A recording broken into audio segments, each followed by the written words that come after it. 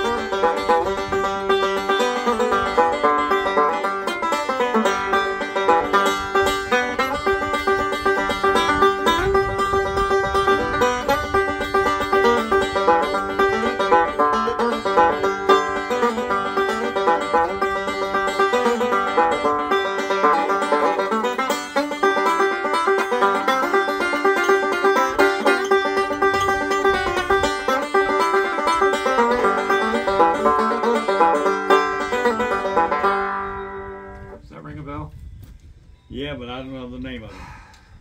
Now, play that damn song for me and we'll go.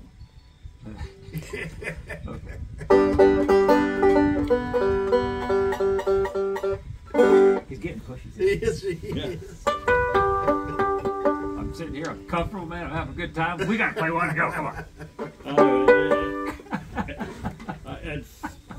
You're all. I appreciate that. I worked all these years just so I could impress you. You know that, right? You did it. You done it a long time ago, okay? You done it a long time ago. All right. Let's see, when you said in your sleep, not in your sleep, or whatever you was having, that Jimmy says, the first thing I got to do is cut his nomads out. That impressed me.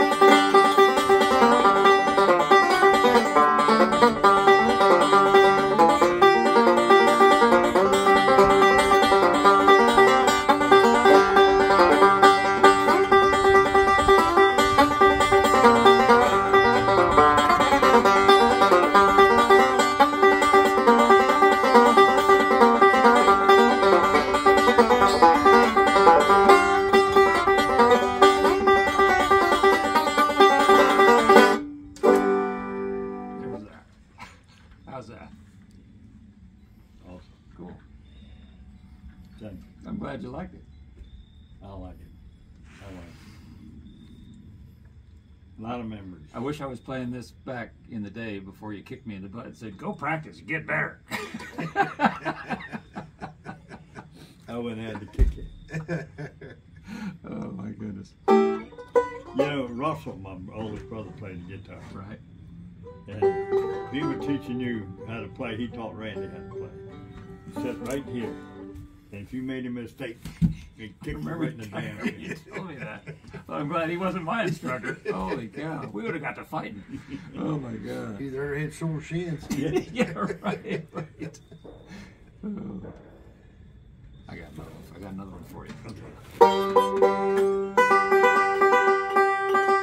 I don't know if I played this. Couldn't have played it yesterday. So I haven't played this for him, I don't think.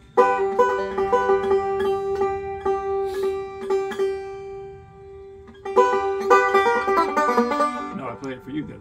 That's right.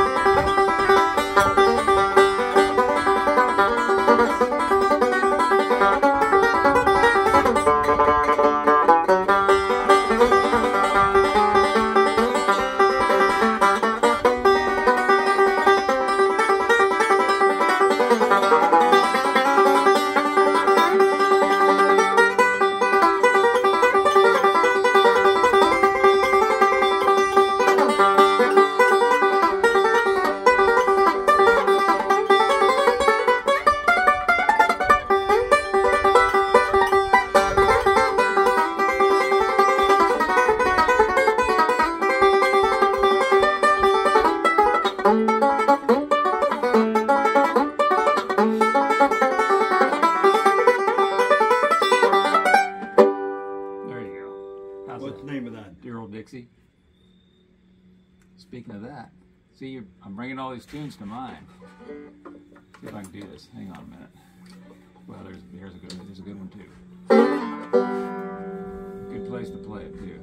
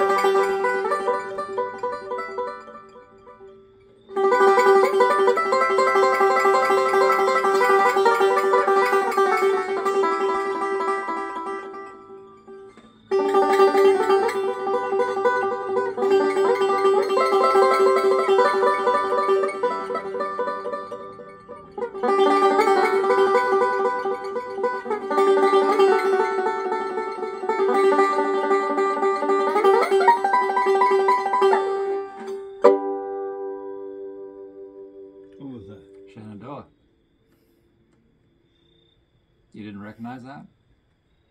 Beautiful. Thank you. Beautiful. They're going right. You know, I was raised up that high up all my life with country music, and I have a knack that a lot of people don't. I can listen to a CD or listen to a band, and listen to if I want to listen to the banjo, I don't hear nothing else. Or I can hear the guitar. If I want to listen to the guitar, Right. That's I all. can hear that guitar. That's all them kids teach you, man. Right.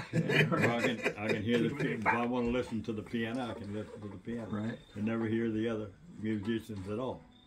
That selective hearing. And then, Exactly. Very selective. I had to add that. You think we've had it? I was thinking of one more before I played Shenandoah. There was another one I was thinking of. I can't think of what it was now. You got one?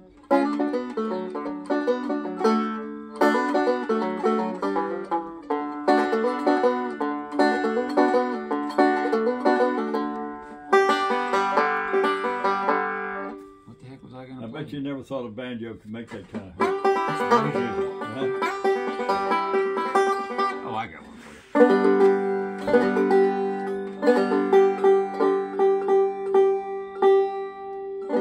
So when I went to Ireland, this friend of mine told me, he said, Ken, he says, if you get a chance, he said, get away from the city. He said, go out and find a pub in the middle of nowhere.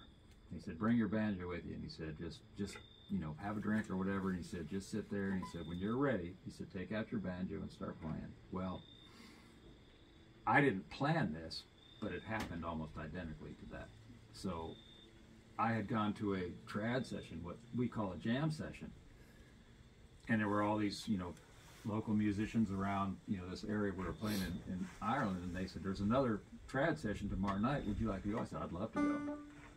So it was these two girls, one played fiddle and one played a bodhran. I don't know if you know, I call it a Celtic knee drum, but they make it, oh my God, the music they get out of that is incredible. So anyway, I get this cab to drive me. They start their trad sessions at 9:30 at night on a Wednesday. Wow. Starting at 9:30 at night. That's usually when ours are stopping and we're going home to bed, right? So I'm thinking, and they serve this beer over there. It's called Guinness, but their beer is great. But I'm thinking, I don't like to drink when I play, because you know, especially for people that I'm trying to impress. I want them to like what I'm doing, and I'm not going to be a, you know, that's great. Give me I'm gone. Right. So I'm sitting there, and so here comes this guy. He's got the Uilleann pipes. There's a couple fiddle players there. Those two girls show up. There's a accordion there, a mandolin there, or a mandola. And so they're playing their stuff, and I'm just kind of sitting back and doing stuff, you know, and kind of going like this. And it was kind of awkward at first because they didn't know me and I didn't know them. And in fact, when I first got there, I was talking to this guy at the bar, and he was trying to have conversation with me, but you could tell it was just really awkward. He didn't really know what to say, and I didn't know what the heck to say to him. So anyway, so this trad session starts. And then this one guy next to me goes, he says, Ken, he says, play us a tune on your banjo. And I said, okay. So I'm trying to think, this has to be good, right? This has to be really good. Because if it sucks, they're going to go, yeah, well, we're going to continue our trad session. You can listen or do whatever. So anyway, this is what I played for them. It was better than that.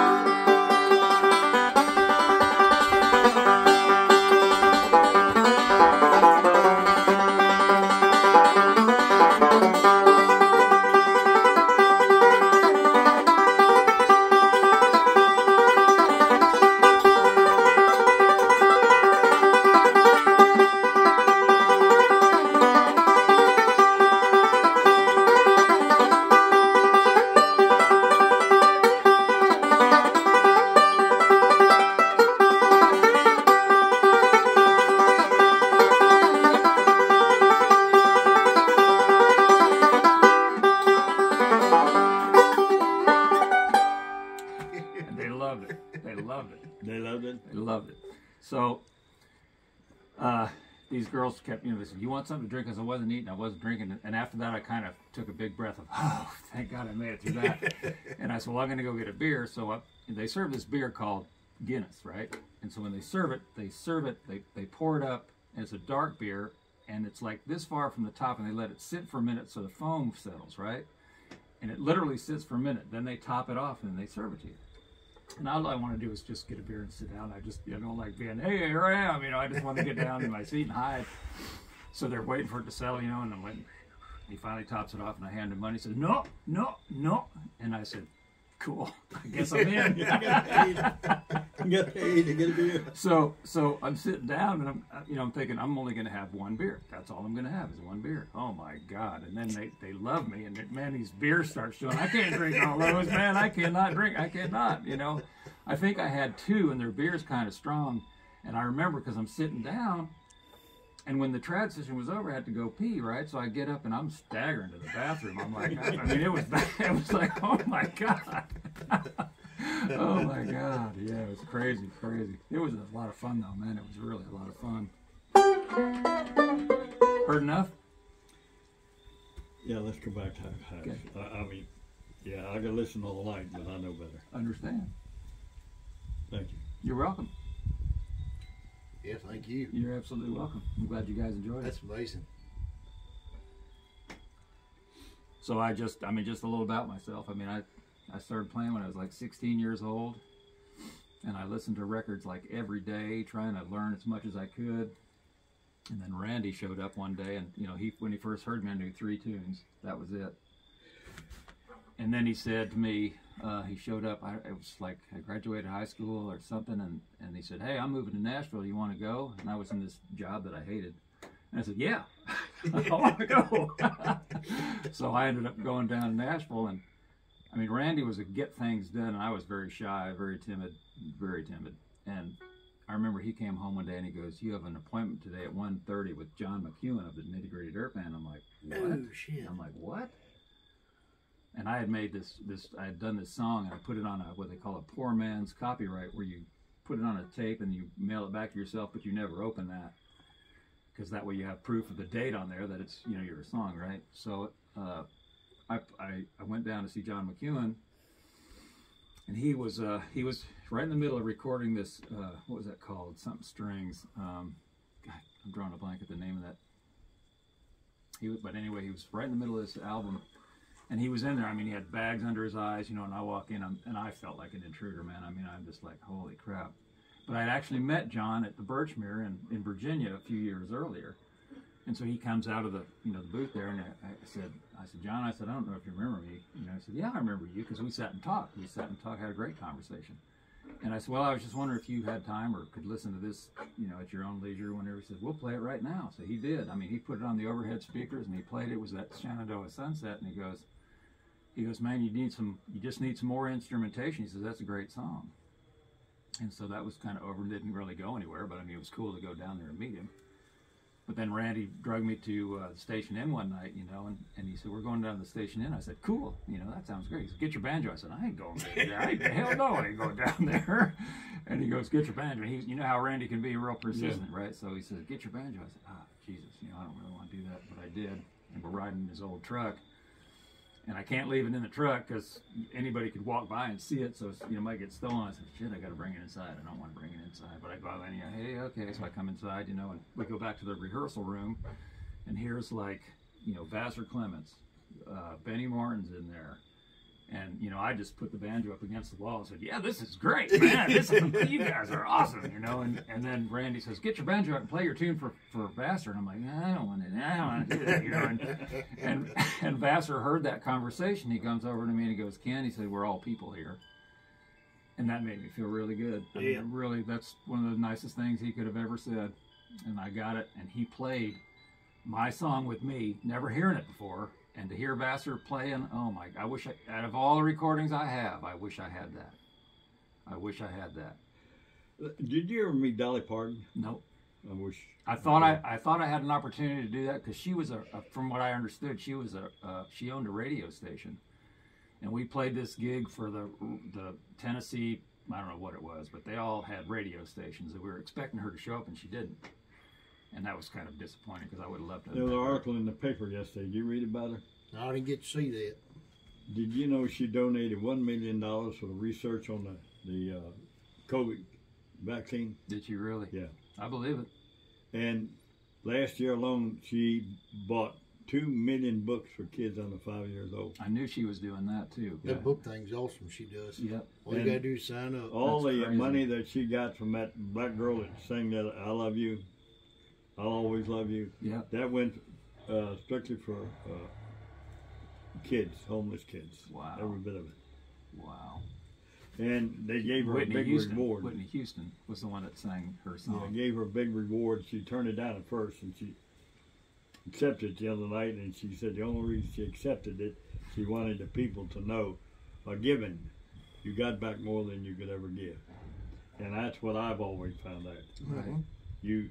If I had to earn everything I got, I would have never had nothing. You know, Understand. nothing. How did we get here? Right. I get it. I get it. With every action, there's a reaction. Yeah. You know what I thought about many, many years was the fact that by meeting Mickey, and let me tell you a story about I Mickey. asked that Let me tell you a somebody story. about that today. How did that happen? So I was in. He was a grade older than I was in high school. I think he was.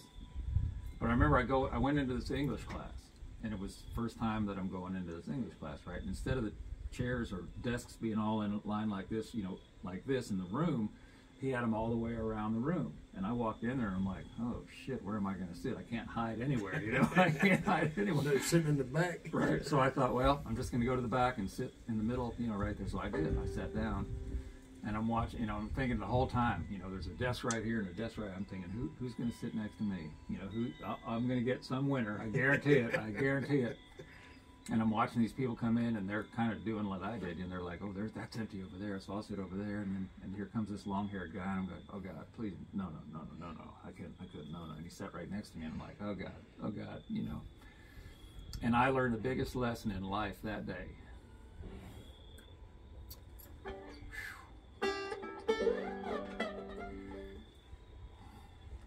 Sorry.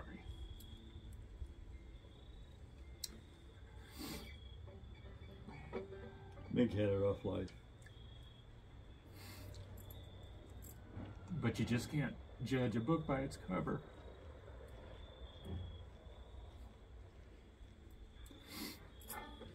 Let me tell you about it while you're... Well, I told him, I said I played the banjo, and he asked me if I'd ever heard of Carter Stanley and Ralph. I said, no, I never have. And he says, really? I said, no. I said, I'm kind of patterned after Earl. I love Earl. And he goes, man, I'm going to have to take you up to the farm. And that lifestyle always appealed to me. It just always, the farm, man. We never lived on a farm. We lived in every suburb of every major city ever, and I hated that. Always wanted to live in a place like this.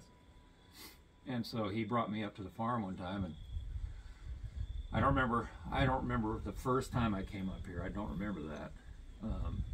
But I know the week that you guys I know you were shy as hell. Yeah, well, I sure was. The week that you guys were going to Canada, that's when I spent that time with Mickey here, 2 weeks Y'all here. said in sharp knives the whole time. Well, we sharpened knives. He had that banjo. You've got those pictures of me and him on the front porch. I gave them to you, didn't? And we're sitting there. He's got his left-hand banjo, and I've got my banjo. Yeah. We're all decked out in hillbilly clothes with cigars, like, look at us, boy, we're punching the banjo, And it was crazy. But he said, and that was right then. He goes, you need a name. I said, I got a name. It's Ken. He said, that ain't gonna work. And I'm like, what do you? He says, I'll think about this. You know how Mickey is. I'll come up with a good name for you. And so he came up with his name, Fester. And I'm thinking, that'll never last. I said, Well, I've okay. never heard Ken. Right. Fester of all. Because I figured, nobody's going to say that. That name's going to die on the vine, That's what they always call me, man. Fester. Hey, Fester, what you doing, Fester? Come on over here, Fester. Let's go hunting, Fester. Fester, Let come me on. tell you about a lesson. Out there at the sheets, this county, and you know as well as I do, is prejudice. Mm-hmm. Majority of the people here are prejudiced. But out there at the sheets, there's about a half a dozen guys every morning, and this young fella, well, one young, is 43 years old. was sitting out there on a backpack with his dog. Look at that bum. Look at that bum. You know, and that's all they talked about, that bum sitting out there. Well, I never believed anything like that in my life about anybody. Because I've had a lot of, you know. Right. You know, I've taken in people I pick up off the highway all the time. But anyway, when I got ready to leave, I went out and I said to him, I said, buy you a cup of coffee? No, I'm fine. I ain't got coffee. I said, how about a sandwich? No, I'm fine. I said, you need a ride anywhere? He said, no, I'm walking. I said, there's got to be a story, right? No, not really. I said, where are you from? Tampa, Florida. I said, where are you headed? He said, St. Louis. I said, want me to see if I can find somebody you know? He said, I'm walking. I said, you need any money? He said, no. I said, what do you do for money? He said, well, I need some money. I work a day or two and I get some money and move on. I said, well, why are you walking? He said, well, then my dad didn't do nothing but work all his life. And he died of a heart attack when he was 43 years old. So when he died, I made up my mind then that I was going to do all the things that he wanted to do. So I quit my job, and I got my backpack, and I got a little tent. I got my dog, and I've been walking ever since. Wow. And I'm not going nowhere. Wow. And I'm just walking from my dad. He said, here, I go to St. Louis. From St. Louis, I go back to Tampa. He said, I'll be the same age as my dad. He said, I'll take off this backpack and go back to work. Wow. And they called him a bum. Yeah. See, you don't ever want to do that. If you can't reach your hand out, don't put the damn hand out at all. I get it. No. I met a guy was out there, and he was came in, and he was another bum. And he came in one morning, and he's sitting in our booth, and he's painting. I think maybe I showed you that painting. I'll show it on the wall when I get back. And I said to him, I said, you paint that? He said, yeah. I said, for sale? And he said, yeah. I said, how much? He said, anywhere from $1 to $1,000. I said, I'll give you $20. We immediately became friends. And I told him to go down and see Roy. Takes in the homeless, you know. I said, go down and see him. And the first thing I know, he's playing the piano and singing for these people when they go to church. Right? And Roy, he had a girlfriend in Tampa, Florida, that they'd had a fight, and so he just left. And he told Roy, and Roy contacted her, and she came up here to Stephen City, and he come in one morning, and I said to him, I asked him how you doing. I said, just fine. He said, I met my girlfriend last night in Stephen City. I said, you get a kiss? He said, I got more than that. He was one of these walkers. And he said, you going towards Stephen City? I said, no. Why? He said, I need a ride. I said, I thought you liked to walk. He said, not anymore. But about 2 or 3 weeks passed, and here he comes driving a Dakota pickup truck. What are you doing with that? He said, somebody gave it to me. And he said, I went up Winchester, said, I got a contractor's license, and he says, I'm now remodeling houses. And call him a bum. Wow. I'm going to show you something before we leave. Yeah. I just want you to see You know this. that's a custom made. That's what he was saying. It's semi-custom. It's not What are you totally. taking it apart for? I'm going to show you something. I'm going to show you the best part of this instrument. I know the best part of that. But you haven't seen it. You haven't seen it. The guy playing it. The guy who made it. No. Oh, the guy playing at me. Oh my God. No, you did see. Okay, all right. So.